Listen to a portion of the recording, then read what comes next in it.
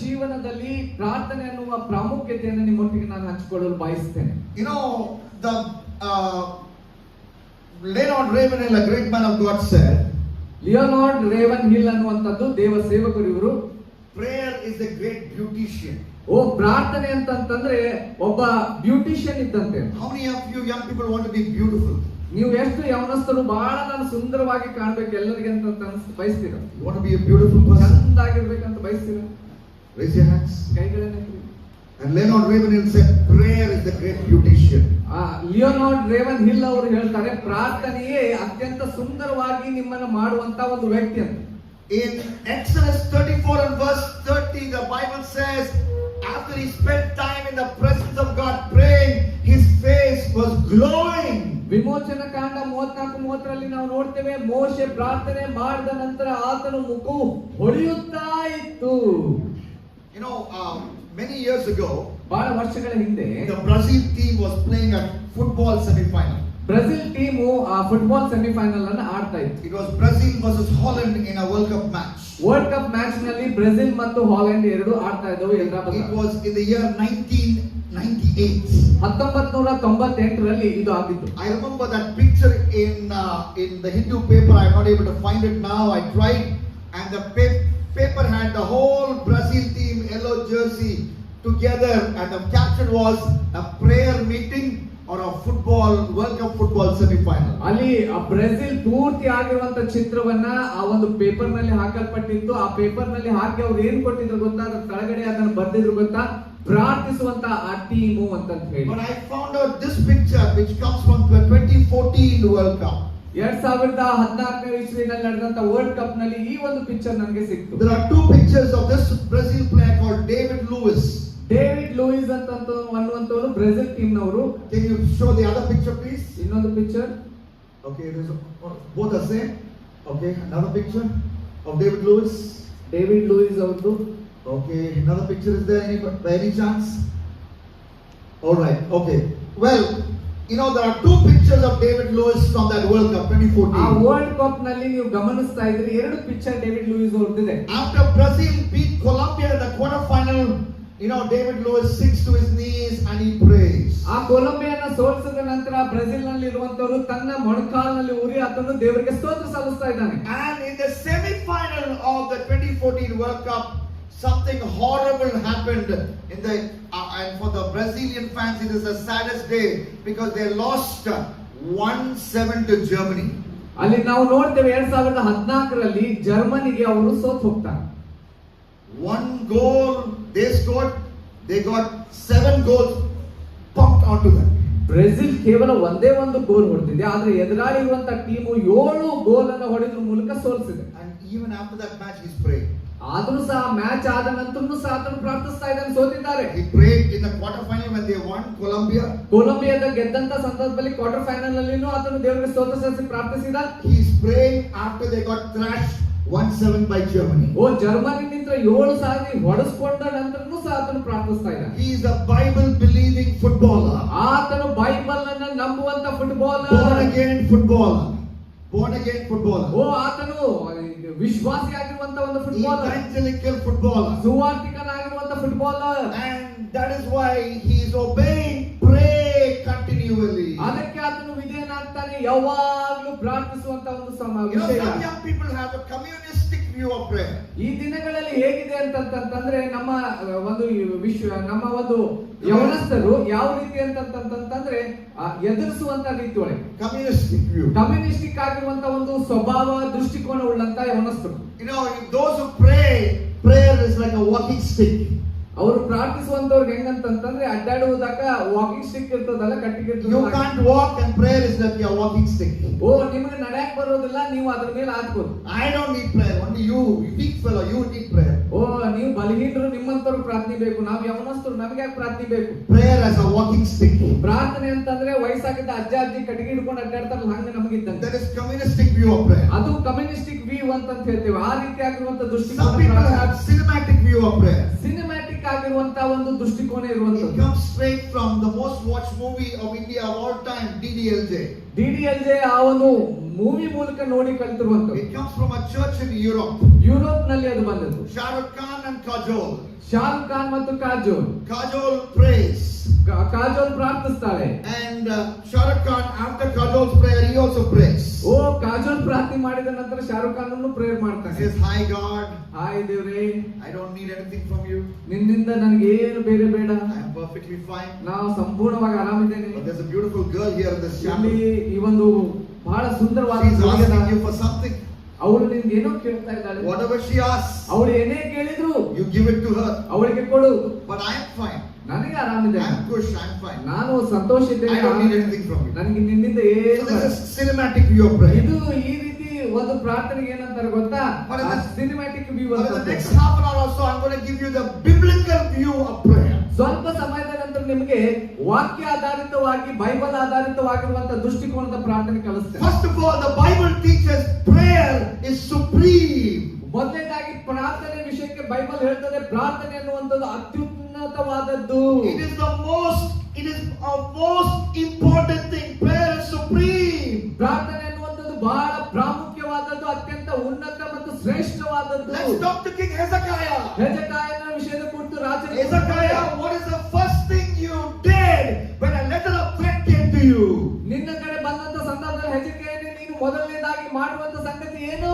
He will say, the first thing I did when I got a letter of threat from the enemy was I went to the temple and opened that letter in the presence of God and prayed. ವೈರಿಯಿಂದ ಬಂದಂತ ಭದ್ರದ ನಿಮಿತ್ತ ನಾನು ಗಲಿಬಿಲಿಗೊಳ್ಳದೆ ಹೆದರದೆ ನಾನು ಮೊದಲನೇದಾಗಿ ಮಾಡುವಂತ ಕಾರ್ಯ, ನಾನು ದೇವಾಲಯಕ್ಕೆ ಹೋಗಿ ದೇವರ ಸಾನ್ನಿಧ್ಯದಲ್ಲಿ ಇದ್ದು ನಾನು ಪ್ರಾರ್ಥಿಸಿದೆ. We read that in 2 Kings chapter 19 verses 1 and 14. ಎರಡನೇ ಅರಸುಗಳ ಪುಸ್ತಕದಲ್ಲಿ ನಾವು ನೋಡ್ತೇವೆ, 19ನೇ ಎರಡನೇ ಅರಸಿನಲ್ಲಿ ನಾವು ಅದನ್ನು ಗಮನಿಸ್ತೇವೆ. 1 Kings chapter 19 verses 1 and verses 14. 19ನೇ ಅಧ್ಯಾಯ 14ನೇ ವಚನ. You know, when Paul was converted on the road to Damascus, ದಮಸ್ಕದ ಹಾದಿಯಲ್ಲಿ ಪೌಲನು ಹೋಗುವಂತ what ಸಂದರ್ಭದಲ್ಲಿ is the first thing he is doing after his conversion? ಆತನು ಬದಲಾವದ ನಂತರ, What does ಆತನು the Bible say? ಹೊಂದಿದ ನಂತರ ಏನ್ ಮಾಡಿದನು? What does the Bible say? Bible ಏನ್ ಹೇಳ್ತದೆ? Acts 9 and verse 11. ಅಪೊಸ್ತಲರ ಕೃತ್ಯ 9:11. Acts 9 and verse 11. ಅಪೊಸ್ತಲರ ಕೃತ್ಯ 11:9. God says to Ananias, who is trying to come and disciple Paul, he tells Ananias, Saul, or also called Paul, he is praying. ಅಲ್ಲಿ ಹೇಳ್ತಾನೆ, ಅನನೀಯನಿಗೆ ಹೇಳುವಂತ ಸಂದರ್ಭದಲ್ಲಿ ದೇವರು ಅನನೀಯನನ್ನ ಪೌಲನ ಕಡೆ ಕಳಿಸುವಾಗ ಹೇಳ್ತಾನೆ, ಪೌಲನು ಅಲ್ಲಿ ಪ್ರಾರ್ಥಿಸ್ತಾ ಇದ್ದಾನೆ, ನೀನು ಅವನ ಕಡೆ ಹೋಗ್ಬೇಕು ಅಂತ And in ಹೇಳಿ. the Sermon on the Mount, Jesus preached Matthew 5, 6, 7. ಆ ಒಂದು ಪರ್ವತ ಪ್ರಸಂಗದಲ್ಲಿ ಯೇಸು ಸ್ವಾಮಿ ಹೇಳುವಾಗ 5ನೇ ಅಧ್ಯಾಯ 7ನೇ ಅಧ್ಯಾಯದಲ್ಲಿ ನಾವು ಗಮನಿಸುವಾಗ ಪರ್ವತ ಪ್ರಸಂಗದಲ್ಲಿ In the heart of the Sermon on the Mount is prayer.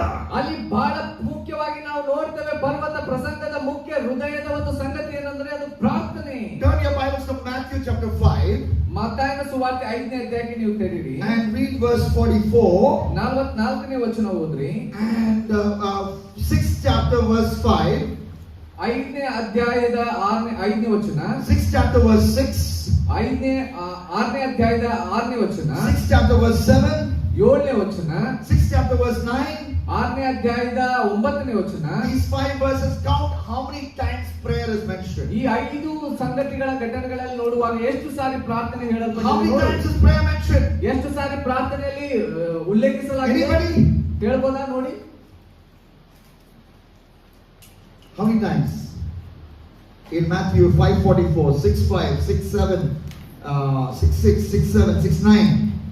How many times? Are you counting? ಈ ಎಲ್ಲ ವಚನಗಳಲ್ಲಿ ನೋಡ್ತಾ ಇದ್ದೀರಾ ಎಷ್ಟು How sorry many times prayer is mentioned? ಪ್ರಾರ್ಥನೆ ಉಲ್ಲೇಖಿಸಲಾಗಿದೆ? 5? Okay. 7 times. 7 sorry. 7 times. 7 sorry. In the heart of the Sermon on the Mount is prayer. Prayer is supreme. ಇಲ್ಲಿ ಪರ್ವತ ಪ್ರಸಂಗದ ಮುಖ್ಯ ಹೃದಯ ಏನಂತಂದ್ರೆ ಪ್ರಾರ್ಥನೆ ಆಗಿತ್ತು. ಪ್ರಾರ್ಥನೆ ಅನ್ನುವಂಥದ್ದು ಅತ್ಯಂತ ಶ್ರೇಷ್ಠವಾದದ್ದು. You know, there was a time when the disciples came to Jesus. ಒಂದು ಸಮಯ ಇರ್ತದೆ, ಆ ಸಮಯದಲ್ಲಿ ಶಿಷ್ಯರು ಯೇಸುವಿನ ಕಡೆ ಬರ್ತಾರೆ. Luke chapter 11 and verse 1. ಲೂಕನ ಸುವಾರ್ತೆ 11ನೇ ಅಧ್ಯಾಯ And 1ನೇ ವಚನ. what did they ask Jesus? ಯೇಸುವಿಗೆ ಅವರು ಏನ್ ಕೇಳ್ತಾರೆ?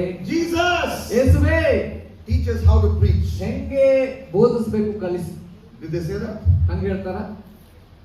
Jesus, ಯೇಸುವೇ, teach us how to do miracles. ಅದ್ಭುತಗಳನ್ನು ಹೇಗೆ ಮಾಡಬೇಕು ಕಲಿಸು ಅಂತ ಹೇಳ್ತಾರೆ. Did they say that? ಹೇಳಿದ್ರ? No. ಇಲ್ಲ. Jesus ಯೇಸುವೇ teach us how to build a big building, a mega church. ಓ ದೊಡ್ಡ ಮೆಗಾ ಚರ್ಚಿನ ಬಿಲ್ಡಿಂಗ್ ಕಟ್ಟುವುದು ಹೇಗೆ ಅನ್ನೋದನ್ನು ಕಲಿಸು. Teach us how to raise funds. ಓ ಫಂಡ್ ಅನ್ನು ಹೆಂಗೆ ರೇಸ್ ಮಾಡೋದನ್ನು ಕಲಿಸು. Did they say that? ಅದನ್ನ ಹೇಳಿದ್ರ? But what did they say? ಅವ್ರು ಏನು ಹೇಳಿದ್ರು? Teach us to pray. ಪ್ರಾರ್ಥಿಸುವುದನ್ನು ಕಲಿಸು. Teach us to pray. Lord, teach us to pray. Lord, teach us to pray. ಅಲ್ಲಿ ನಾವು ನೋಡ್ತಾ ಇದ್ದೇವೆ, ನಮಗೆ ಪ್ರಾರ್ಥಿಸುವುದನ್ನು ಕಲಿಸು ಸ್ವಾಮಿ, ನಮಗೆ ಪ್ರಾರ್ಥಿಸುವುದನ್ನು ಕಲಿಸು. Young people, this is very, very important. ಇದು ಬಹಳ ಬಹಳ ಪ್ರಾಮುಖ್ಯವಾದದ್ದು. They are seeing Jesus so close for 3.5 years. 3.5 ವರ್ಷ ಯೇಸುವಿನ ಬಹಳ ಹತ್ತಿರವಿದ್ದು ಅವರನ್ನು ನೋಡಿದಂತ ಜನರು ಇವರು. The most outstanding feature of his life was prayer. ಯೇಸುವಿನಲ್ಲಿ ಅತ್ಯಂತ ಆಕರ್ಷಕವಾಗಿ ಶ್ರೇಷ್ಠವಾಗಿ ಕಂಡು ಬಂದಂತ ಸಂಗತಿ ಅಂದ್ರೆ ಅದು ಪ್ರಾರ್ಥನೆ. Which means they saw in Jesus a man of prayer. ಅವರು ಯೇಸುವಿನಲ್ಲಿ ನೋಡಿರುವಂತದ್ದು ಪ್ರಾರ್ಥಿಸುವಂತ ವ್ಯಕ್ತಿಯನ್ನ. And if you will not learn the prayers, young people, you have not even begun your journey to become like Jesus in your life. ನೀವು ನಿಮ್ಮ ಜೀವನದಲ್ಲಿ ಪ್ರಾರ್ಥನೆ ಆರಂಭಿಸದಿದ್ದಲ್ಲಿ ನೀವು ಇನ್ನೂ ಸಹ ಯೇಸು ಕ್ರಿಸ್ತನೊಟ್ಟಿಗೆ ನೀವು ಪ್ರಯಾಣವನ್ನು ಆರಂಭಿಸೇ ಇಲ್ಲ ಅಂತ ಅರ್ಥ. If you will be with your phone, you'll be with your switching from screen to screen, and if you will not pray, you have not even begun your journey to be like Jesus, because Jesus was a man of prayer. ನೀವು ಕೇವಲ ನಿಮ್ಮ mobile ಫೋನ್ಗಳಲ್ಲಿ ಕೇವಲ ಒಂದು social ಮೀಡಿಯಾಗಳಲ್ಲಿ ಇರುವುದಾಗಿದ್ದಲ್ಲಿ, ನೀವು ಪ್ರಾರ್ಥಿಸದೇ ಇದ್ದಲ್ಲಿ ನೀವು ಯೇಸುವಿನೊಟ್ಟಿಗೆ ಇರುವಂತಹ ಪ್ರಯಾಣ ಇನ್ನೂ ಆರಂಭಿಸೇ ಇಲ್ಲ ಅಂತ ಅರ್ಥ. Prayer is supreme, it should be number one. ಪ್ರಾರ್ಥನೆ ಅನ್ನುವಂಥದ್ದು ಅತ್ಯಂತ ಶ್ರೇಷ್ಠವಾದದ್ದು, ಅದು ಮೊದಲನೇದಾಗಿರ್ಬೇಕು. You know, I read recently that Max Verstappen ಅನ್ನುವಂತ ವಿಷಯಕ್ಕೆ ಸಂಬಂಧಪಟ್ಟ Max Verstappen is the Formula 1 car racer, number 1 in the world. ಲೋಕದಲ್ಲಿಯೇ ಅತ್ಯಂತ ಈ ಒಂದು ಕಾರನ್ನ ಫಾರ್ಮುಲಾಕ್ಕೆ ಸಂಬಂಧಪಟ್ಟಂತೆ ಇರುವಂತ ನಂಬರ್ 1 ವ್ಯಕ್ತಿ ಅದು. And recently in the month of September, that is last month, he set a record in one of the championship, could be Italian Grand Prix or whatever, where he clocked the highest ever car speed in a tournament. They averaged 250 kilometers per hour. 250 kilometre ತಾಸಿಗೆ 250 ಕಿಲೋಮೀಟರ್ದಷ್ಟು ವೇಗವಾಗಿ ಚಲಾಯಿಸುವುದರ ಮೂಲಕ ಅಷ್ಟು ವೇಗ ಚಲಾಯಿಸಿರುವಂತ ವ್ಯಕ್ತಿ. Thank God my daughter is not listening to this message. ದೇವರಿಗೆ ಸ್ತೋತ್ರ, ನನ್ನ ಮಗಳು ಈ ಸಂದೇಶ ಕೇಳ್ತಾ ಇಲ್ಲ. She will just put her hand in her mouth and start laughing. ಈಗ ಬಾಯಲ್ಲಿ ಕೈ ಇಟ್ಕೊಂಡು ನಗ್ಲಿಕ್ಕೆ ಆರಂಭಿಸ್ತಾ Because her ಇದ್ದಾರೆ. dad goes at 40 kilometers per hour. ಯಾಕಂದ್ರೆ ಅವ್ರ ತಂದೆ ಹೇಗೆ ಗಾಡಿ ಹೊಡಿತಾರೆ ಅಂದ್ರೆ 40. He says, Daddy, faster, road is empty. ಓ ರೋಡ್ ಖಾಲಿ ಇದೆ ಡ್ಯಾಡಿ, ಫಾಸ್ಟ್ ಹೊಡ್ರಿ, ಕಾರು ಫಾಸ್ಟ್ ಹೊಡ್ರಿ ಅಂತ ಹೇಳ್ತಾ The only time I perhaps went over 100 was when I was driving her to Wonderland, Hyderabad many years ago. Wonderland ಹೈದರಾಬಾದ್ಗೆ ಹೋಗುವಂತ ಸಂದರ್ಭದಲ್ಲಿ ಅವಾಗ first time 100 loves Wonderland. Speed ನಲ್ಲಿ ಹೋದೆ ನಾನು. Because she loves Wonderland, wants to reach there 1 more minute early so that she can drown in those waters and enjoy herself. ಯಾಕಂದ್ರೆ wonderland ಹೋಗಬೇಕಾ ಬಹಳ ಅವಸರ ಇತ್ತು, ಅಲ್ಲಿ ಹೋಗುವುದಕ್ಕೆ ಅವಸರ ಇರುವುದರ ನಿಮಿತ್ತದಿಂದ ಅವಾಗ ಅವಳಿಗೋಸ್ಕರ ನಾನು ಹೊಡೆದಿದ್ದು ಅಷ್ಟೇ. But Max Verstappen, number 1 Formula 1 world race car racer. ಈ ಕಾರ್ ರೇಸ್ ನಲ್ಲಿ ಮ್ಯಾಕ್ಸ್ ಅನ್ನುವಂತ ಈ ವ್ಯಕ್ತಿ ನಂಬರ್ 1 ಆಗಿರುವಂತ ವ್ಯಕ್ತಿ. And for the Christian, prayer should be the something supreme, a very important discipline along with Bible reading. Bible ಅಧ್ಯಯನ ಮಾಡ್ತಾ ಇರುವಂತೆ ವಿಶ್ವಾಸಿಯಾಗಿ ಯೇಸು ಸ್ವಾಮಿ ಹಿಂಬಾಲಿಸುವಂತ ವ್ಯಕ್ತಿಗೆ ನನಗೆ ಪ್ರಾರ್ಥನೆ ಎನ್ನುವಂಥದ್ದು ಅತ್ಯಂತ ಶ್ರೇಷ್ಠ ಮತ್ತು ಮೊದಲನೇ ಸ್ಥಾನದಲ್ಲಿರಬೇಕು. Prayer should not only be supreme, secondly prayer should be systematic. ಆದ್ರೆ ಪ್ರಾರ್ಥನೆ ಕೇವಲ ಬಹಳ ಪ್ರಾಮುಖ್ಯವಾದದ್ದು ಮಾತ್ರ ಅಂತಲ್ಲ, ಪ್ರಾರ್ಥನೆ ಅನ್ನುವಂಥದ್ದು ಒಂದು ಕ್ರಮಬದ್ಧವಾಗಿರುವಂತ ಪ್ರಾರ್ಥನೆ ಆಗಿದೆ. David, are you busy? ದಾವೀದನೇ, ನೀನು ಬ್ಯುಸಿ ಆಗಿದೆಯೋ? Of course I am busy. I am the king of a country. ಹೌದು, ನಾನು ಬ್ಯುಸಿ ಆಗಿದ್ದೇನೆ, ಯಾಕಂದ್ರೆ ದೇಶದ ರಾಜನು ನಾನು. How many times do you pray, David? ದಾವೀದನೇ ಹಾಗಿದ್ದಲ್ಲಿ ನೀನು ಇಷ್ಟು ಬ್ಯುಸಿ ಆಗಿರುವಾಗ ಎಷ್ಟು ಸಾರಿ David's ಪ್ರಾರ್ಥಿಸ್ತೀಯ? answer will come from Psalm chapter 55 and verse 17. ಓ ಕೀರ್ತನೆ 55ನೇ ಅಧ್ಯಾಯ 17ನೇ ವಚನದಲ್ಲಿ ಕೀರ್ತನೆಗಾರನು ದಾವೀದನು ಹೇಳ್ತಾನೆ. Psalm 55 and verse 17 says, ಓ 55:17 ಹೇಳ್ತದೆ ಕೀರ್ತನೆ. Evening, morning and noon he prayed 3 times a day. ಆತನು ತ್ರಿಕಾಲದಲ್ಲಿ ಮುಂಜಾನೆ, ಮಧ್ಯಾಹ್ನ, ಸಾಯಂಕಾಲ 3 ಸಾರಿ ಪ್ರಾರ್ಥಿಸ್ತಾ ಇದ್ದ. Daniel, are you busy? ದಾನಿಯೇಲನೇ, ನೀನು ಬ್ಯುಸಿ ಇದೆಯಾ? He was an IAS officer. He was busy. He was a government official. He was busy. ಹೌದು, ಬ್ಯುಸಿ ಇದ್ದಾನೆ. IAS officer, ಇಡೀ ಗವರ್ನಮೆಂಟ್ ಅನ್ನು ನಡೆಸ್ತಾ ಇರುವಂತ ವ್ಯಕ್ತಿ ಬ್ಯುಸಿ ಇದ್ದಾನೆ. How many times did you pray in a day, Daniel? Daniel? ಪ್ರತಿದಿನ ಹಾಗಿದ್ದಲ್ಲಿ ನೀನು ಎಷ್ಟು ಸಾರಿ ಪ್ರಾರ್ಥಿಸ್ತೀಯ Daniel ದಾನಿಯೇಲನೇ? 6:10 says he prayed 3 times a day. 6:10 ದಾನಿಯೇಲ 6:10 ಆತನು ಹೇಳ್ತಾನೆ. ಎಷ್ಟು ಸಾರಿ ಅಂತ ಹೇಳ್ತಾನೆ ದಾನಿಯೇಲನು? 3 times a day he got down on his knees and prayed. 3 ಸಾರಿ ಆತನು ಪ್ರಾರ್ಥಿಸುವುದಕ್ಕಾಗಿ ಹೋಗ್ತಾನೆ. Daniel and David prayed systematically. ದಾನಿಯೇಲನು ಮತ್ತು ದಾವೀದನು ಇಬ್ಬರು ಸಹ ಕ್ರಮಬದ್ಧವಾಗಿ ಪ್ರಾರ್ಥಿಸಿದ್ರು. And when you pray, how should you pray? ನೀವು ಪ್ರಾರ್ಥಿಸುವಾಗ ಹೇಗೆ There ಪ್ರಾರ್ಥಿಸಬೇಕು? is a beautiful passage of scripture, 2 Chronicles chapter 20. Please open your Bibles. ಎರಡನೇ ಪೂರ್ವಕಾಲ ವೃತ್ತಾಂತ 20ನೇ ಅಧ್ಯಾಯ. 2 Chronicles chapter 20. 20ನೇ ಅಧ್ಯಾಯ. ಎರಡನೇ ಪೂರ್ವಕಾಲ ವೃತ್ತಾಂತ 20ನೇ ಅಧ್ಯಾಯ. King Jehoshaphat is praying. ಯೆಹೋಷಾಫಾಟನು ಇಲ್ಲಿ ಪ್ರಾರ್ಥಿಸ್ತಾ ಇದ್ದಾನೆ. King Jehoshaphat is praying. ರಾಜನಾದ ಯೆಹೋಷಾಫಾಟನು ಇಲ್ಲಿ ಪ್ರಾರ್ಥಿಸ್ತಾ How ಇದ್ದಾನೆ. does he begin his prayer? ಆತನ ಪ್ರಾರ್ಥನೆ ಹೇಗೆ ಆರಂಭಿಸ್ತಾನೆ? Look at the second part of verse 5. 5ನೇ ಆ ವಚನದ 2ನೇ ಭಾಗ ನೋಡ್ರಿ. His second part of verse 6 actually. 2 Chronicles 20 and verse 6. Lord God of our ancestors, are you not the God who is in heaven? ಓ ಇಲ್ಲಿ ನಾವು ಪ್ರಾರ್ಥಿಸುವುದು ನೋಡ್ರಿ, ಯೆಹೋವನೇ ನಮ್ಮ ಪಿತೃಗಳ ದೇವರೇ, ಪರಲೋಕ ದೇವರಾಗ ನೀನಲ್ಲವೋ, ನೀನು ಜನಾಂಗಗಳ ಎಲ್ಲ ರಾಜ್ಯ ಆಳುತ್ತಿ. You rule over all the kingdoms of the nation. ನೀನು ಎಲ್ಲಾ ಜನಾಂಗ ರಾಜ್ಯಗಳನ್ನ ಆಳುತ್ತಿ. What do you do in prayer first? ಪ್ರಾರ್ಥನೆಯಲ್ಲಿ ಮೊದಲು ಏನ್ ಮಾಡ್ಬೇಕು? ನೀನು ಆಗಿದ್ದಲ್ಲಿ Write it down. Adore God. A for adore God. ಮೊದಲನೇದಾಗಿ ದೇವರನ್ನ ನೀನು ಹೊಗಳುವಂತದ್ದು, ದೇವರು ಏನಾಗಿದ್ದಾನನ್ನು ಹೇಳುವಂತದ್ದು ಬಹಳ ಮುಖ್ಯ ಪ್ರಾರ್ಥನೆಯಲ್ಲಿ. You worship God. ದೇವರನ್ನ ನೀನು ಆರಾಧಿಸುವಂತದ್ದು. Whenever you read a Bible passage, ಯಾವಾಗ ನೀವು ದೇವರ ವಾಕ್ಯ ಓದ್ತಿರೋ, invariably in that Bible passage you'll find a name for God. ನೀವು ಪ್ರತಿ ಸಾರಿ ಓದುವಾಗ ದೇವರ ಹೆಸರನ್ನು ನೀವು ಕಂಡುಹಿಡಿತೀರ. ವಾಕ್ಯ ಭಾಗ ಓದುವಾಗ Write that name in the back page of the Bible. ಬೈಬಲಿನ ಹಿಂದಗಡೆ ನೀವು ದೇವರು ಕೊಟ್ಟಂತ ಹೆಸರುಗಳನ್ನು ಬರಿತಾ ಹೋಗಿ. I have a few names I've written down like that. ನಾನು ಕೆಲವೊಂದು ಹೆಸರುಗಳನ್ನ ನಾನು ಓದಿದಾಗ ಸಿಕ್ಕಂತ. When I start my prayer, I say, Lord, I worship you. You are the shelter, my shelter for the storm. ಓ ನೀನು ನನಗೆ ಬಿರುಗಾಳಿ ಬಂದಂತ ಸಂದರ್ಭದಲ್ಲಿ ಅಡಗುವಂತ ತಾಣದಂತೆ ನೀನು ಇರ್ತೀಯ, ಅದಕ್ಕಾಗಿ ನಿನಗೆ ಸ್ತೋತ್ರ ಸಲ್ಲಿಸ್ತೇನೆ ಅಂತ ನಾನು ಬರ್ತೀನಿ. You are the shade from the heat. You are the shade from the heat. ಆ ಒಂದು Protection from the heat. ರಕ್ಷಣೆಯನ್ನ ಕೊಡುವಂತ ಕೆಲಸ ನನಗೆ ನೀನು You ಮಾಡ್ತೀಯ. are the rock eternal. ನೀನು ನಿತ್ಯತ್ವಕ್ಕೂ ನನ್ನ ಬಂಡೆಯಾಗಿ. You are my creator. ನೀನು ನನ್ನ ಸೃಷ್ಟಿಕರ್ತ. You are my shield. ನೀನೇ ನನ್ನ ಒಂದು ಭದ್ರತೆ. You are my consuming fire. ನೀನು ದಹಿಸುವಂತ ಅಗ್ನಿಯಾಗಿದ್ದಿ. So worship God. ದೇವರನ್ನ ಆರಾಧಿಸ್ರಿ. Adore. ದೇವರನ್ನ ಆತನ ಹೊಗಳುವಂತ ಕೆಲಸ Question ಮಾಡುವಂತ. is here in verse 6. Are you not? Are you not? That's the first step. ಇಲ್ಲಿ ಪ್ರಶ್ನೆ ಇದೆ, ನೀನು ಹಾಗಿಲ್ಲವೋ, ನೀನು ಹಾಗಲ್ಲವೋ ಅಂತ ಅನ್ನುವಂಥದ್ದು. And the second step of prayer is appreciate. ದೇವರನ್ನ ನೀವು ಅಪ್ರಿಶಿಯೇಟ್ ಮಾಡುವಂಥದ್ದು, ಹೊಗಳುವಂಥದ್ದು, Say thank you. ಧನ್ಯವಾದ Look at ಹೇಳುವಂಥದ್ದು. verse 7. 7ನೇ ವಚನ ನೋಡಿ. 2 Chronicles 20 verse 7. 20ನೇ ಅಧ್ಯಾಯ 7ನೇ ವಚನ. First step, adore. ಮೊದಲನೇದಾಗಿ ಆತನ ಏನಾಗಿದ್ದಾನೆ Second ಅನ್ನೋದು step, ಹೇಳುದು. appreciate. ಅದಕ್ಕೆ ಆತ ನನಗೆ ಕೃತಜ್ಞತೆಯನ್ನು You ಸಲ್ಲಿಸುವ. adore God for His character. He is holy. He is sovereign. He is loving. ಆತನು ಏನಾಗಿದ್ದಾನೆ? ಆತನು ಪರಿಶುದ್ಧನಾಗಿದ್ದಾನೆ, ಆತನು ಅತ್ಯುನ್ನತನಾಗಿದ್ದಾನೆ. ಹೀಗೆಲ್ಲ ವಿಷಯಗಳನ್ನು ಹೇಳೋದ್ರ ಮೂಲಕ ಆತನಿಗೆ ಹೇಳುವಂಥದ್ದು. You appreciate God for what He has done for you. ನಿನಗೆ ಏನು ಮಾಡಿದ್ದಾನೆ ಅದಕ್ಕಾಗಿ ಧನ್ಯವಾದಗಳನ್ನು ಸಲ್ಲಿಸೋದಲ್ಲ. Look at verse 7.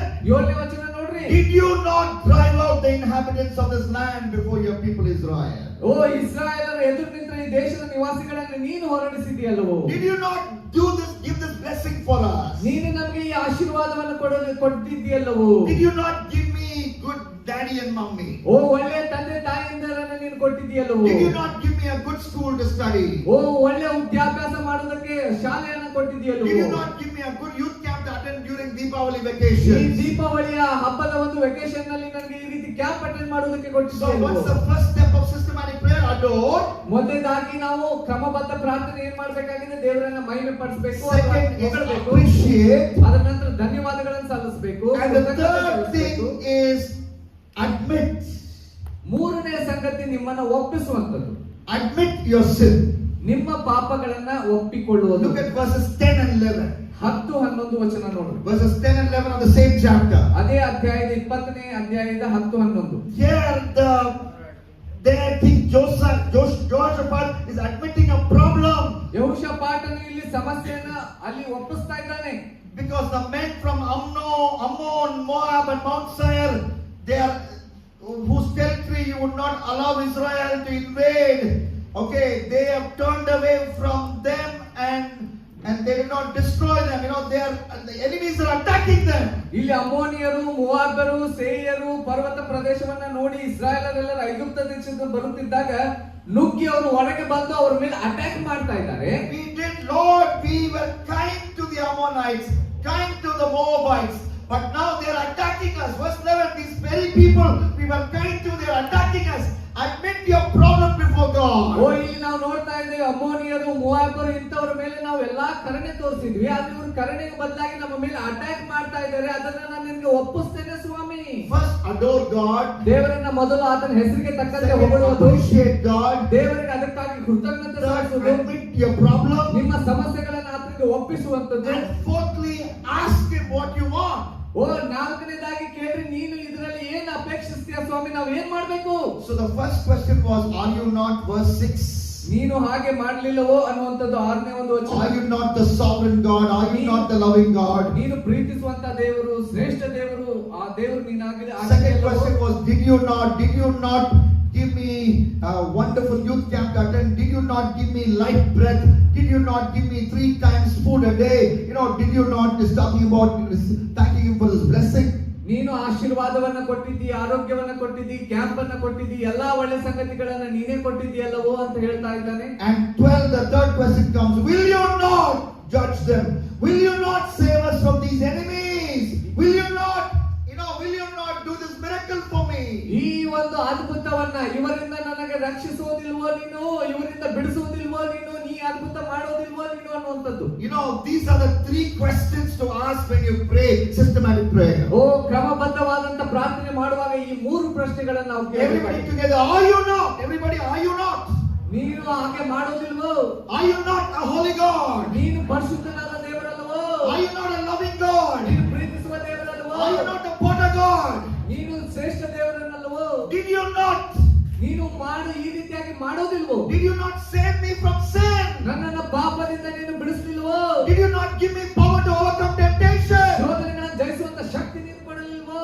And thirdly, will you not give me that soul to whom I am testifying in college? Will you not give me that soul?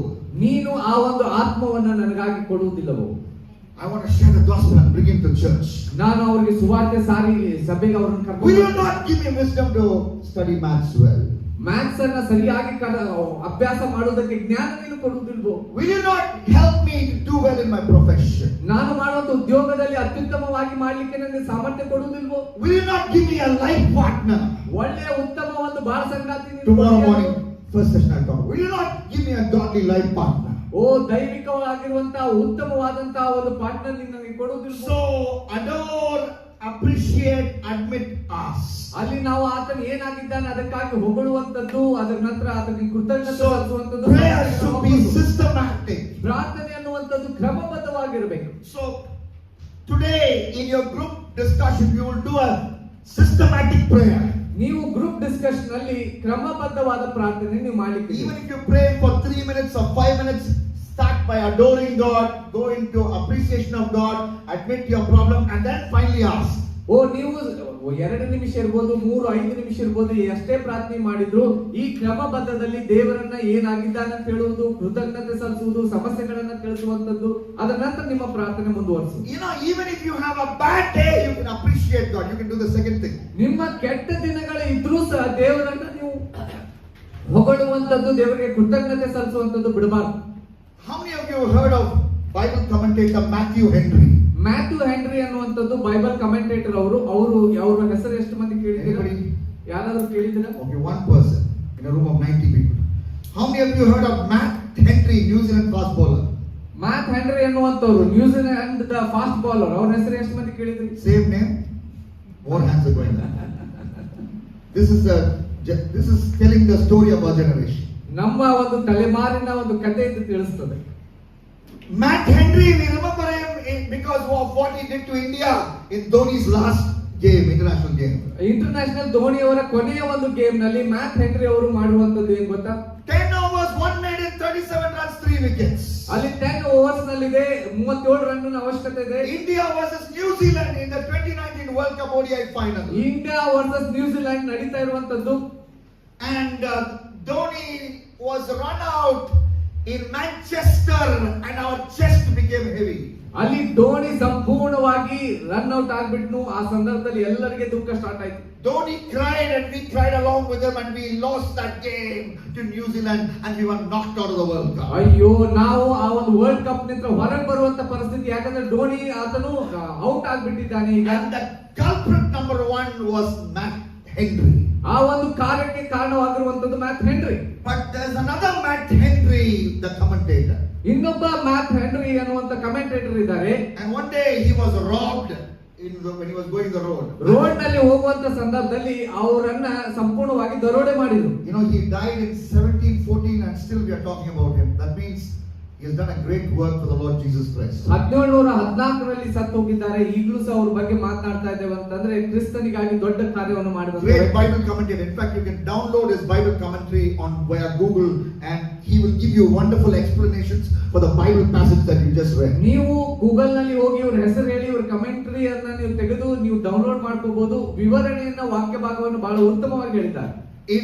So one day he was robbed. ಒಂದು ಸಾರಿ ಅವರು ಹೋಗುವಂತ ಸಂದರ್ಭದಲ್ಲಿ ದರೋಡೆ And he wrote this in his diary. ಅವರು ಡೈರಿನಲ್ಲಿ ಬರೆದ್ರು. I thank you, Lord. This is the second step of prayer. I thank you, Lord. ಹಂತ ಇದು. ಅದಕ್ಕಾಗಿ Appreciating God. ದರೋಡೆ ಆಗಿದೆ ಅವ್ರದ್ದು. ಆ ಸಮಯದಲ್ಲಿ ಅವರು ಹೇಳಿ ಬರಿತಾ ಇದ್ದಾರೆ. He wrote his prayers. I thank you, Lord. ಅವ್ರು ಪ್ರಾರ್ಥನೆ ಬರಿತಾ ಇದ್ದಾರೆ, ನಿನಗೆ ಧನ್ಯವಾದ ಸ್ವಾಮಿ. Point number 1. ಮೊದಲೇ point, I was never robbed before. ನಾನು ಇದಕ್ಕಿಂತ ಮುಂಚೆ ಎಂದೂ ಕದ್ದಲ್ಪಟ್ಟಿದ್ದಿಲ್ಲ. ಯಾರು ನಾನು He got ಕದ್ದಿಲ್ಲ. pickpocketed that day, today that day is praising God. First point. Thank you. I was never robbed before. ಓ, ಮೊದಲು ನಾನು ಎಂದೂ ಸಹ ಈ ರೀತಿಯಾಗಿ ಕದಿಯಲ್ಪಟ್ಟಿರುವಂತ ಸ್ಥಿತಿ ಉಂಟಾಗಿದ್ದಿಲ್ಲ. Second point he writes. ಎರಡನೇ ಪಾಯಿಂಟ್ ಬರೀತಾನೆ. Although they took my wallet, they did not take my life. ಓ, ನನ್ನ ಒಂದು ಹಣವನ್ನು ಅವರು ತೆಗೆದುಕೊಂಡಿರಬಹುದು, ಆದ್ರೆ ನನ್ನ ಜೀವ ತೆಗೆದುಕೊಂಡಿಲ್ಲ. ಅದಕ್ಕಾಗಿ ದೇವರ ಸ್ತೋತ್ರ. Third point. ಮೂರನೇ point, Although they took my wallet, I did not carry that much money that day. ಓ, ನಿಜವಾಗ್ಲೂ ನನ್ನ ಒಂದು ಹಣದ ಪಾಕೆಟ್ ಅನ್ನು ಅವರು ತೆಗೆದುಕೊಂಡಿರಬಹುದು, ಆದ್ರೆ ಆ ವ್ಯಾಲೆಟ್ ನಲ್ಲಿ ಆ ದಿನ ಹೆಚ್ಚು ಹಣ ಇದ್ದಿದ್ದಿಲ್ಲ. ಅದಕ್ಕಾಗಿ ದೇವರಿಗೆ ಸ್ತೋತ್ರ. Fourth point, why he is appreciating God. ನಾಲ್ಕನೇದಾಗಿ ಯಾಕೆ ದೇವರಿಗೆ ಆತನು ಕೃತಜ್ಞತೆ. I was the person who was robbed, I was not the robber. ಓ, ನಾನು ಬೇರೆಯವರಿಂದ ದರೋಡೆಗೋ ಅಥವಾ ಕಳ್ಳತನಕ್ಕೆ ಒಳಪಟ್ಟೆ ಹೊರತು ನಾನು ಕಳ್ಳನಾಗಿಲ್ಲ. ಅದಕ್ಕಾಗಿ ದೇವರಿಗೆ ನಿಮಗೆ ಸ್ತೋತ್ರ. So even on a bad day, you can adore God, appreciate God, admit your problem or admit your sin and ask Him. You know, systematically you can pray every day, young people. ಈ ರೀತಿಯಲ್ಲಿ ನಿಮ್ಮ ಕೆಟ್ಟ ದಿನಗಳಲ್ಲಿಯೂ ಸಹ ನೀವು ದೇವರನ್ನ ಹೊಗಳಬಹುದು, ದೇವರಿಗೆ ಕೃತಜ್ಞತೆ ಸಲ್ಲಿಸಬಹುದು, ದೇವರಿಗೆ ಒಪ್ಪಿಸಿಕೊಡುವಂತ ಕೆಲಸ ಮಾಡಬಹುದು. Prayer is supreme first. ದೇವರ ಪ್ರಾರ್ಥನೆ ಅನ್ನುವಂಥದ್ದು ಅದು ಶ್ರೇಷ್ಠವಾದ. Prayer must be systematic second. ಓ, ಪ್ರಾರ್ಥನೆ ಅನ್ನುವಂಥದ್ದು ಕ್ರಮಬದ್ಧವಾಗಿರುವಂಥದ್ದು. Prayer must be in solitude. ಪ್ರಾರ್ಥನೆ ಅನ್ನುವಂಥದ್ದು ಏಕಾಂಗತನದಲ್ಲಿ ಮಾಡುವಂಥದ್ದು. It's good to pray with others, but you also must have the habit of praying alone. ಓ, ಇದು ಎಲ್ಲರ ಸಂಗಡ ಸೇರಿ ಪ್ರಾರ್ಥಿಸುವಂಥದ್ದು ಬಹಳ ಒಳ್ಳೆಯದು, ಆದ್ರೆ ಏಕಾಂಗಿತನದಲ್ಲಿ ಒಬ್ಬಂಟಿಗರಾಗಿ ನೀವು ಪ್ರಾರ್ಥಿಸುವುದು ಬಹಳ ಮುಖ್ಯ. Jesus, where did you pray? ಯೇಸುವೇ, ನೀನು ಎಲ್ಲಿ ಪ್ರಾರ್ಥಿಸ್ತಿ? Luke 5:16, the Bible says. ಲೂಕನ ಸುವಾರ್ತೆ 5:16 ಬೈಬಲ್ ಹೇಳ್ತದೆ. Very often we withdrew to lonely places and pray. ಅನೇಕ ಸಾರಿ ಜನರ ಗುಂಪು ಜನರಿಂದ ದೂರವಾಗಿ ಏಕಾಂತ ಸ್ಥಳದಲ್ಲಿ ಹೋಗಿ ಆತನು ಪ್ರಾರ್ಥಿಸ್ತಾ ಇದ್ದ. Your house may be small, but you can find that place where you will not be disturbed and you can pray there. ನಿಮ್ಮ ಮನೆ ಚಿಕ್ಕದಾಗಿರ್ಬೋದು, ನಿಮ್ಗೆ ಅನೇಕ ಗಲಿಬಿಲಿ ಇರ್ಬೋದು, ಆದ್ರೆ ಈ ಸ್ಥಳವನ್ನ ಹುಡುಕಿ ಆ ಸ್ಥಳದಲ್ಲಿ ನೀವು ಪ್ರಾರ್ಥಿಸುವುದಕ್ಕೆ ಸಾಧ್ಯತೆ ಉಂಟು. In my secular college, I remember going to the mango groves of our college in Allahabad Agriculture Institute and praying in the mango groves, walking up and down the mango groves. ನಾನು ಏನ್ ಮಾಡ್ತಾ ಇದ್ದೆ, ನಮ್ಮ ಕಾಲೇಜಿನ ಡೇಗಳಲ್ಲಿ ನಾನು ಒಂದು ಮಾವಿನ ಹಣ್ಣನ್ನು ಬೆಳೆಯುವಂತ ಗಿಡ ಒಂದು ಇರುವಂತ ಒಂದು ತೋಟದ ಒಳಗಡೆ ನಾನು ಅಲ್ಲಿ ಹೋಗಿ ಅಲ್ಲಿ ಹಿಂದೆ ಮುಂದೆ ನಡೀತಾ ಪ್ರಾರ್ಥಿಸ್ತಾ ಇದ್ದೆ. When I was a Bible college student in Southern Asia Bible College in Kothunur, Bangalore, I crossed over, to the opposite area of my college. There were eucalyptus plants there, a forest, eucalyptus forest, and I walked through the eucalyptus forest and prayed. Those were precious times. ನಾನು Bible college ನಾನು ಓದುವಂತ ಸಂದರ್ಭದಲ್ಲಿಯೂ ನಮ್ಮ Bible college ಎದುರುಗಡೆ ಅನೇಕ ರೀತಿಯಾಗಿರುವಂತಹ ಗಿಡ ಮರಗಳಿರುವಂತಹ ಒಂದು ಸ್ಥಳ ಇತ್ತು. ಆ ಸ್ಥಳದಲ್ಲಿ ಯಾರು ಇರ್ತಿದ್ದಿಲ್ಲ ಅಂತ ಸ್ಥಳದಲ್ಲಿ ಹೋಗಿ ಹೆಚ್ಚು ಸಮಯ ನಾನು ಪ್ರಾರ್ಥಿಸ್ತಾ ಇದ್ದೆ. So prayer should be in solitude. ಪ್ರಾರ್ಥನೆ ಅನ್ನುವಂಥದ್ದು ಏಕಾಂಗತನದಲ್ಲಿ ಮಾಡುವಂತ ಪ್ರಾರ್ಥನೆಯೂ ಆಗಿರಬೇಕು. If you look at Acts chapter 20 ಅಪೊಸ್ತಲ ಕೃತ್ಯ 20ನೇ ಅಧ್ಯಾಯ ನೀವು ನೋಡುವುದಾಗಿದೆ and read from 13, 14, 15 and 16.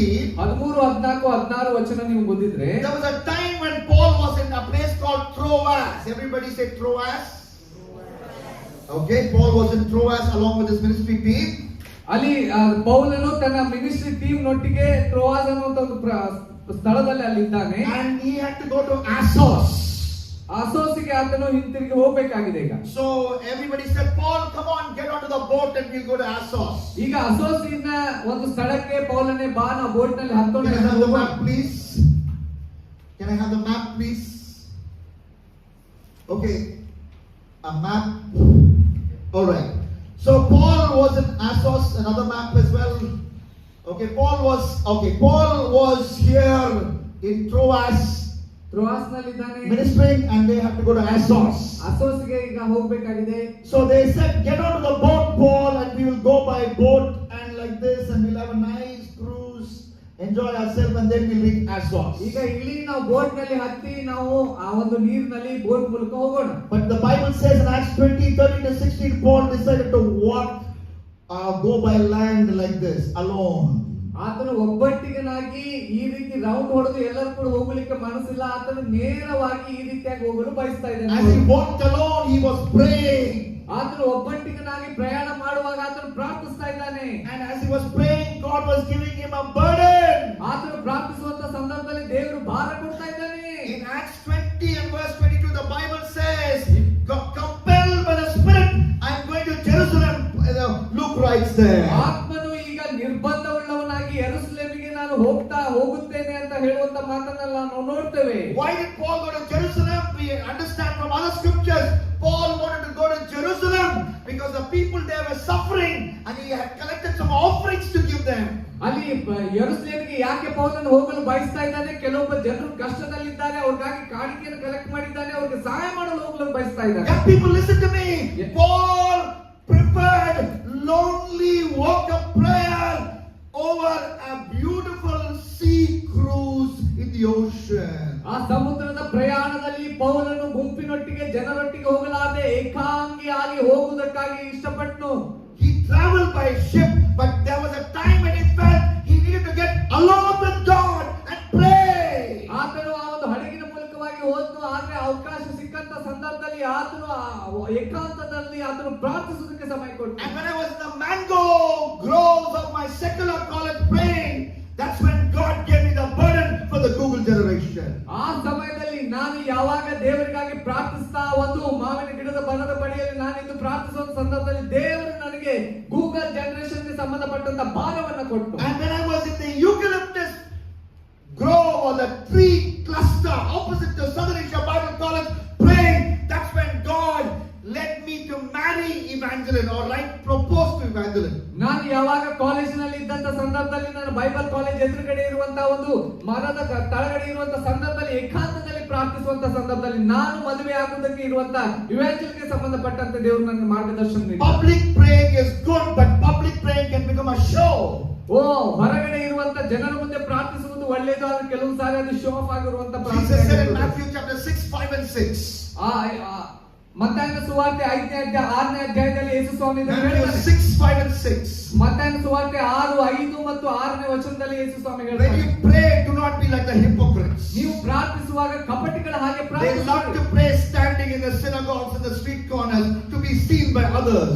ಅವರು ಜನರು ನೋಡಬೇಕಂತ ಹೇಳಿ ಸಭಾ ಮಂದಿರಗಳಲ್ಲಿ ಬೀದಿ ಚೌಕಗಳಲ್ಲಿ ನಿಂತು ಪ್ರಾರ್ಥನೆ I ಮಾಡ್ತಾರೆ. tell you the truth, they have received the reward in full. ನಾನು ನಿಮಗೆ ಬರತಕ್ಕಂತ ಫಲವನ್ನು ಅವರು ಹೊಂದಿದ್ದಾಯ್ತಂತ ನಿಮಗೆ When you pray, go into your room.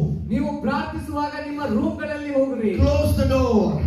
ಕದಗಳನ್ನು ಮುಚ್ಚಿಕೊಳ್ಳ್ರಿ. Pray to the Father in heaven. ಪರಲೋಕದಲ್ಲಿರುವಂತ ದೇವರಿಗೆ ನೀವು ಪ್ರಾರ್ಥಿಸ್ರಿ. Jesus is directly teaching us how to pray in solitude.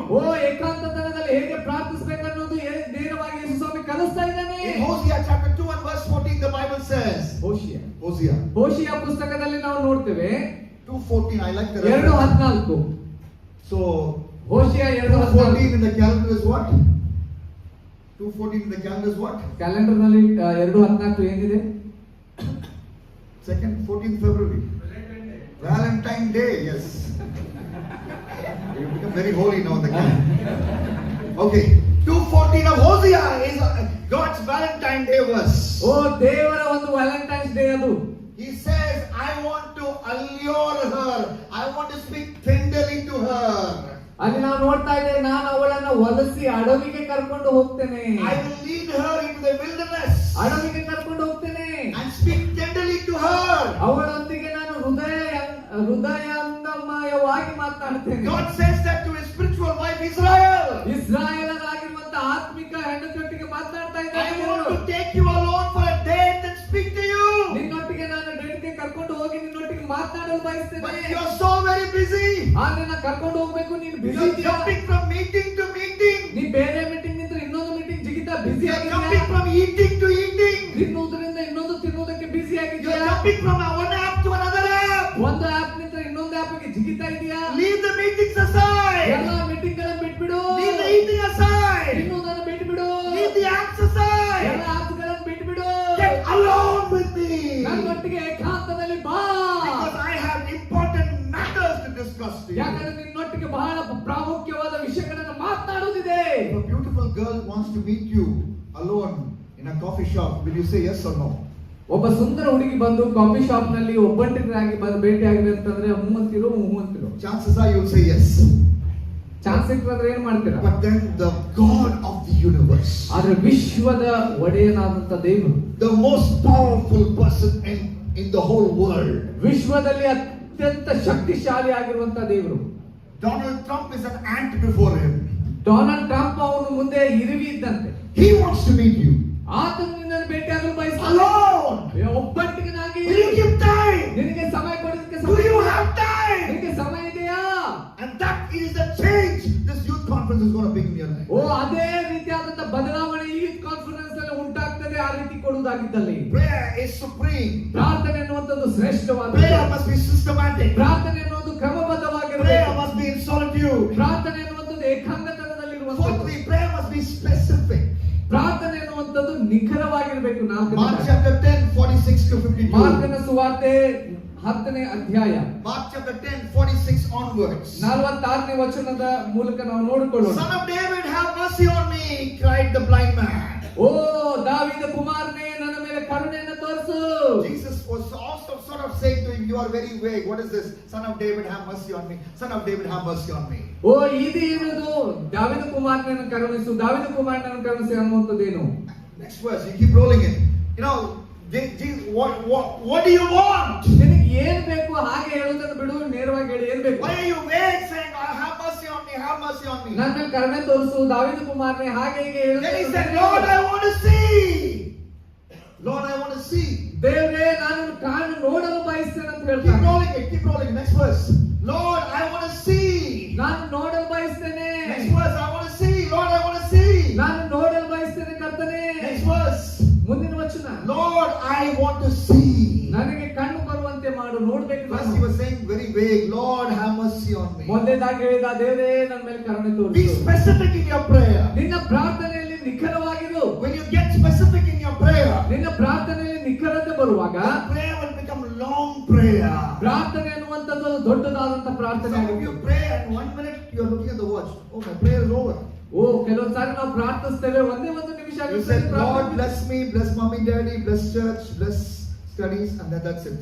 ಓ ದೇವರೇ, mummy ಡ್ಯಾಡಿನ ಆಶೀರ್ವದಿಸು, church ನನ್ನನ್ನ ಹಾಗೆ ಹೀಗೆ ಆಶೀರ್ವದಿಸು, ಮುಗಿದು. Talk to God as a friend.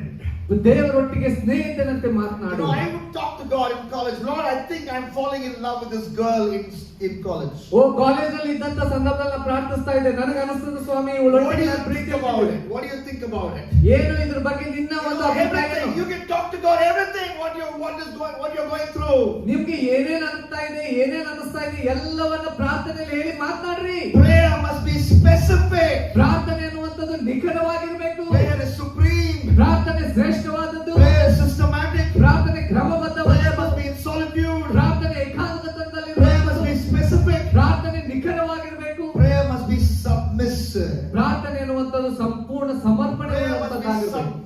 to the will of God. ದೇವರ ಚಿತ್ತಕ್ಕೆ ನಮ್ಮನ್ನು ಒಪ್ಪಿಸುವಂತದ್ದು ಪ್ರಾರ್ಥನೆ ಆಗಿರುತ್ತದೆ. Garden of Gethsemane. ಗೆತ್ಸೆಮನೆ ತೋಟದಲ್ಲಿ Matthew chapter 26. ಮತ್ತಾಯ ಸುವಾರ್ತೆ 26 39 to 39 39 to 42.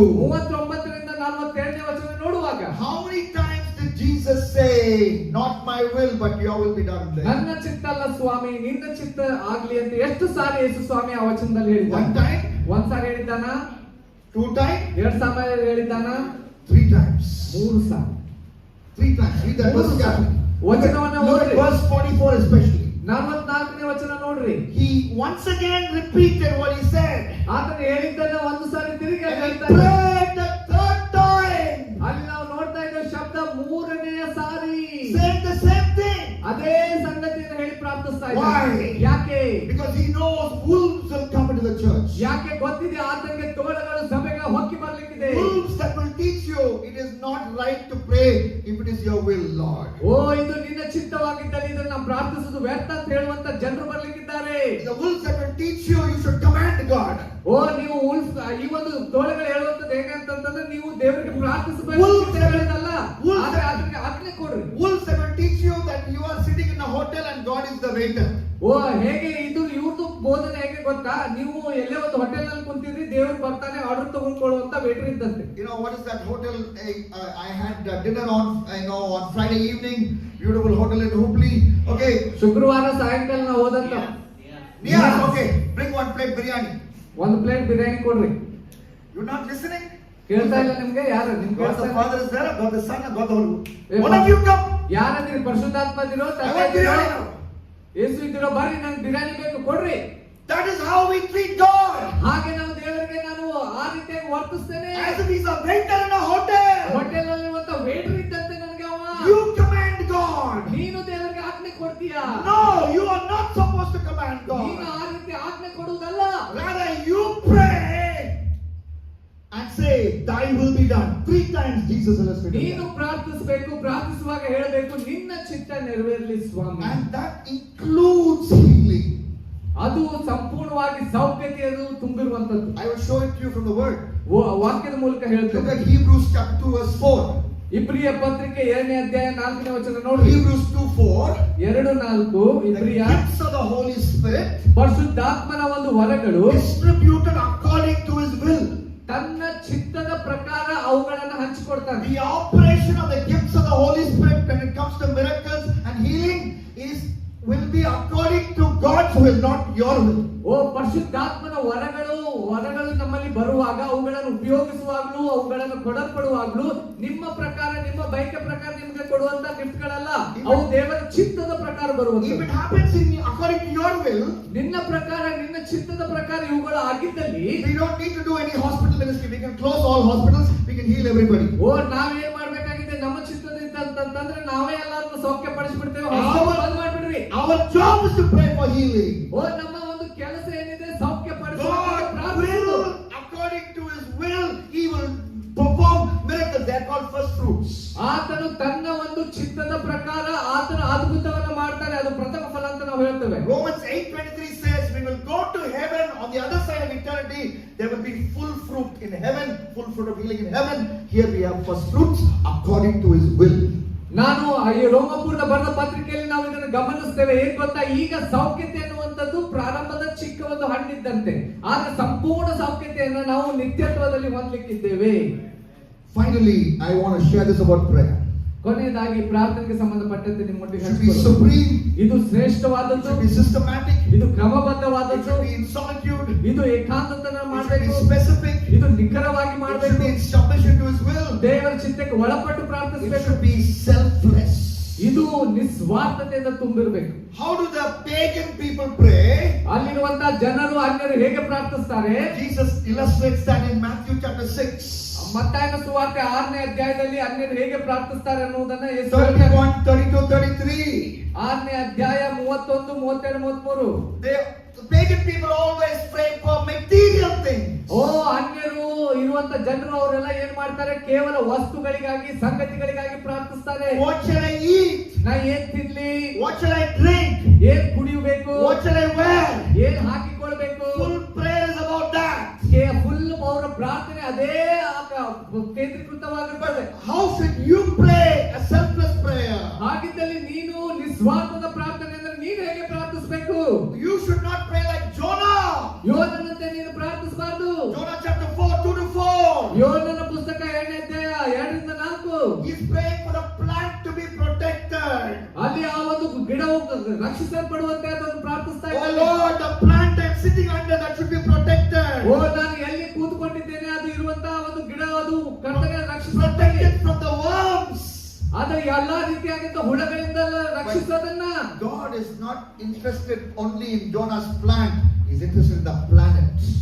ಆತನು ಕೇವಲ ಯೋನನ ಒಂದು ಗಿಡಕ್ಕೆ ಸಂಬಂಧಪಟ್ಟಂತೆ ಹುಳ ತಿನ್ನಬಾರ್ದು ಅನ್ನೋದ್ರ ಬಗ್ಗೆ ಅಷ್ಟೇ ಇಲ್ಲ, ಇಡೀ ಒಂದು ಇರುವಂತಹ ಒಂದು ಸೃಷ್ಟಿಯ ಬಗ್ಗೆ ಆತನಿಗೆ ಕಾಳಜಿ ಇದೆ. In Psalm 78, ಕೀರ್ತನೆ 72ರಲ್ಲಿ 29 to 31. 29ರಿಂದ ನಾವು ನೋಡುವಾಗ God was very angry with the people of Israel. Israel ಜನರ ವಿರುದ್ಧವಾಗಿ ದೇವರು ಕೋಪಗೊಂಡಿದ್ದಾನೆ. 78, 29, 30, 31. ಈ ಎಲ್ಲ ವಚನಗಳಲ್ಲಿ What did they pray for? ಅವ್ರು ಏನ್ ಪ್ರಾರ್ಥಿಸ್ತಾ ಇದ್ದಾರೆ?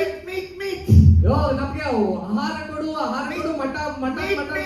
We want to eat. ನಮ್ಗೆ ತಿನ್ಬೇಕು.